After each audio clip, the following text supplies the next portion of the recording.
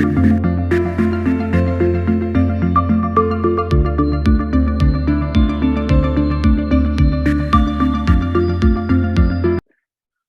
to BizTech's Women in Leadership Show. Our guest for today is Gladys Goh. She's the Senior Vice President, Strategic Innovation and Marketing at NIPSEA Group, which is a subsidiary of Nippon Paint Holdings. NIPSEA Group is a global leader providing innovative solutions in the paint and coating industry. Now, its headquarters in Singapore, and with 130 NIPSEA companies spread across 22 geographical locations, the group is Asia Pacific's #1 paint and coatings manufacturer. Now, to tell us a little bit more about this, welcome to the show, Gladys. Thank you, Brian, for inviting me for this show. Now, Gladys, most people know you guys as Nippon Paints, but tell us about NIPSEA Group and your history. Okay, I think what you have mentioned correctly in your introduction, NIPSEA Group is actually a subsidiary under Nippon Paint Holdings. It is a joint venture previously between Nippon Paint in Japan with a family, Woodalum Group, and they formed this NIPSEA Group, NIPSEA company to sort of grow the Nippon Paint brand in Asia Pacific. So today, NIPSEA Group has been very, very successful, as you correctly mentioned, with 22 geographic countries that we have covered. We have more than 25,000 employees, and it's actually one of our largest subsidiaries under Nippon Paint Holdings. Right now, today, we are wholly owned by Nippon Paint Japan. Now, I want to zoom in a little bit about your role in this group. Tell us about what your role entails, because you've got a reputation of putting together some really impact-driven marketing campaigns. Obviously, that's with your Coca-Cola training from your past. Not just Coca-Cola, to be fair. So just to share a little bit brief background about my career path. So actually, I started in Unilever. So to be fair, I think Unilever has been a great marketing school. I was there almost 6 years doing brand management before I moved to Coca-Cola. I know, Brian, Coca-Cola is very close to you. You consume it every single day. I'm happy for you. And Coca-Cola, I was there for about less than 2 years before I decided to move into another liquid industry. So when I was in Unilever, I was handling skincare and shampoo. Then I went to Coca-Cola, which is a beverage. And then I decided to join Nippon Paint because I wanted to have a different experience working in a more industrial segment and not just on a FMCG brand. So I joined in 2006 as a head of marketing for Nippon Paint Malaysia. And at that point in time, I was tasked to bring Nippon Paint to a market leadership position, because at the moment we were a challenger brand to this company that you don't hear anymore, ICI Paint. Mm-hmm. Many years ago or decades ago, people talk about ICI Paint and how you should ICI paint your face because it represents a terminology for the paint segment. So what we wanted to do was convert it to Nippon Paint. So for Malaysia, as a marketing head for about 2 to 3 years, then I was promoted to general management position. And we start expanding our area of management to setting up factories in Pakistan. We also have a joint venture and set up in Bangladesh. We were asked to handle Indonesia, Thailand, Philippines, and also some various other countries under the Nippon Paint Malaysia Group. So 15 years in marketing and also in general management. Now, you're in an industry that's completely considered male-dominated. How has the journey been for you as this leader that's obviously being very, very successful? So, yeah, actually, that's the reason why paint sort of attract me to join, because it's perceived as a very male-dominated, or actually the truth is a very male-dominated industry. The reason being because paint, we are dealing with stakeholders like painters. We are also dealing with stakeholders like distributors. And most of this, in Asia Pacific especially, it is the job which is dominated by male. Now, for me, right, at the end of the day, paint is colors. Colors are actually lifestyle. Just like me, wearing a colorful blouse, right? And I think colors play a very critical role in our life and our home as well, because bringing colors will change the mood of any surface that you are interacting with, be it your home, be it your car, be it vessel that you are seeing, because colors send a sense of identity, sends a message to the audience as well. So to me, colors is a very interesting subject, and I want to bring colors to people's life.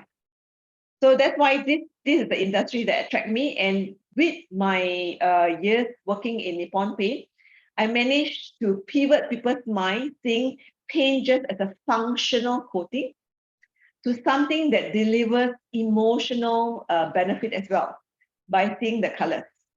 So what was interesting is that we also talk about color trends and how using color trends, we can stimulate more purchase. Just like, Brian, if you paint your house in a new color, if you paint white, nobody realizes it. Well, you just have a fresh, clean, new wall. It's very functional. You say it's anti-wash if you have kids, anti-stain and things like that. But when you change it to, say, a bright red, when people walk in, they say, hey, is that a Coke color because you're a Coke fan? Or are you a very aggressive person? Or are you a very passionate person? So it stimulates conversation. And by the end of the 1 or 2 years, you'll be bored with the conversation. You will change another new color. You want blue. Then they say, hey, Brian, are you going to BISTEC color code, which is blue? Right. So this is why color is very, very important for a segment. And what I bring from my FMCG experience is to pivot people's mindset towards paint beyond something that's very functional and very intimidating. When it's functional, it's very intimidating. Most people leave it to the man in the house to make decisions.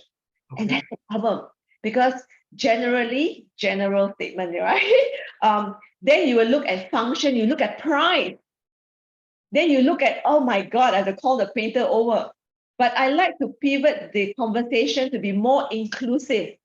So I want the family to have that conversation as well. The wife, the children, together with the husband. And when they look at the color card, they have a discussion that what color should I bring in this different room? And normally, well, the family wins, right? So then in that way, we are stimulating market size. We are growing the segment as well. We are able to then integrate some new features for your paint beyond just colors and the price. We are talking about odorless paint. There's no odor. We are talking about virus protection. Right now, we are so icky about virus. So virus protection, we are talking about, cleaning the air in your house. So with this, we can also sell innovation to the consumer. And today, we have also expanding our innovation beyond just paint and function. We are also talking about services as well.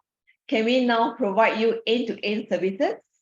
For instance, in Singapore, we have the Nippon Paint Refresh services that you can get end-to-end product from the day you choose your paint color to the day you get your finished home. Yeah. So this is why this industry interested me. Now, how did you make, and it's a specific question I have for you, because that's all and good and fantastic now with the benefit of hindsight. But what were the key things that you think you did right when you got into the industry? And as you said, you needed to change the whole conversation. How did you go from challenger brand to market leadership? What were some key things that you did right? Okay, so Brian, we definitely can't cover all the strategy in this interview, but there was a few key highlights. One, which I mentioned already, colors is very important because you are changing people's mindset from just a functional product, even the way we communicate with our audience as well, to something that they can relate to, making it relatable different for FMCG brand, paint. The problem with paint is that what you're buying is a can of paint. But what is the outcome is beautiful walls or surfaces. So people can't relate. So we need to make it relatable through the value that I shared earlier. But second thing is also understanding the ecosystem of stakeholders. Paint is not as simply as you walking in the store and say, hey, I like that packaging and I'll buy that product. So paint is an ecosystem that you need to think about all the stakeholders that's involved. For instance, our paint are sold through retail channel. So the retailers are our partners. But at the end of the day, who's the retailer selling to? They're not just selling to homeowner, they're selling with the painter, the person that's using it. And the painter is just following an instruction from a homeowner who have a decision making as well. Finally, they are the one that paying the money. But the homeowner is influenced by their interior designer, influenced by their architect, who will be having their suggestion of how the design of their home is. So you can see it's a multifaceted business. It's a multifaceted ecosystem that involve multiple stakeholders. So one of the ideas that I thought about is to be inclusive in our strategy. So we cannot be just speaking to one specific person. You have to speak to all the influencers. Just for example, one of the programs that we set up is called IDA. It used to be known as Asia Young Designer Award. This is something that I started in Malaysia. Today, it has spread over more than 15 countries and its inception since 2008. Now, it's one of the largest design platform that we have for globally, and it's belonging to Nippon Paint. And what we want was to do brand seeding to our influencers, the interior designers and the architects, on how the importance of colors and how our features can help them in their design factor as well. So being inclusive in all our stakeholders is very critical to ensure that the brand stays at every point of decision or discussion before the point of purchase. So those are the important things that we have to look at, colors, how we can turn into a brand to be an emotionally engaging products, and also to be inclusive in all your stakeholders as well. And of course, Brian, there's a lot of operation things that we have to put in place to ensure that at the end of the day, while you have the brand fresh in your mind, you must make sure that the ecosystem of supply chain, and one of the most important ecosystem that we focus on is our color tinting machine, the ability to tint any colors you want, any point of time. So Gladys, having said that, and being influenced obviously from the FMCG, the Unilevers and Coca-Colas of this world, how has that impacted your leadership style over the last decade or so in particular, as you've taken on more responsibilities? Okay, so Brian, I think more value that I got from the FMCG brands is really how to relate, making brands relatable to end users. And in this case, I use the same tactics in the way we address our stakeholders. So making sure understanding what is their pain point, their problem, and giving the right tools, the right product, the right service to address to their needs. So I see more on that angle of brand management.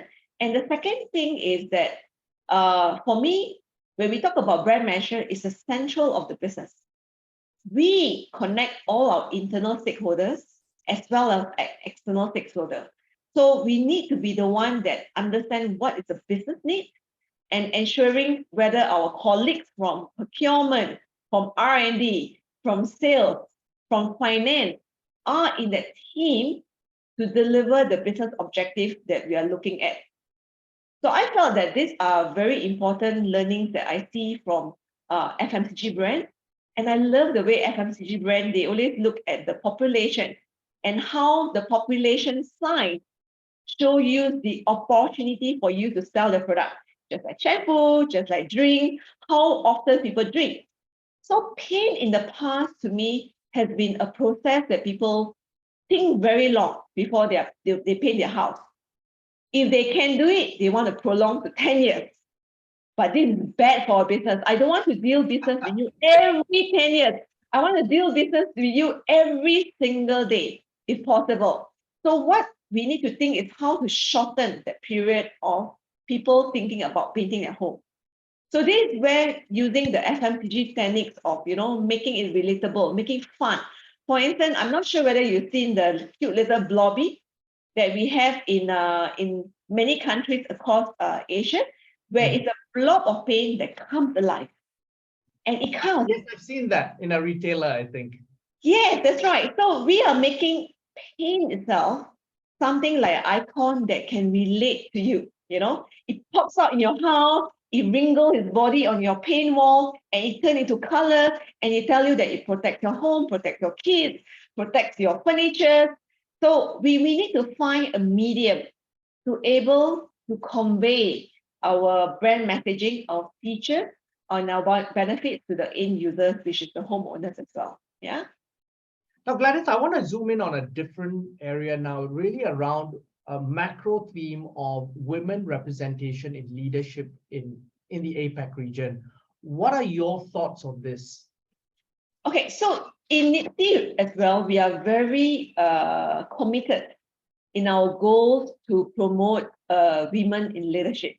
At this moment, just to share with you, actually, we don't have really a bad number. We have actually a quarter of our workforce globally, and we are more than 25,000 in Asia Pacific for NIPSEA, are women. But what we want is we want to strive to be above 35% for women in leadership role.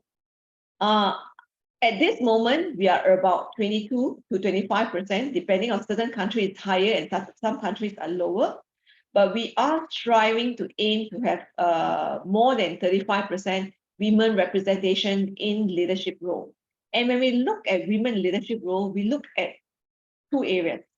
So again, Brian, we didn't want to talk about the generic context because we do understand that some of our role in the organization are perhaps more labor intensive and needs more physical support.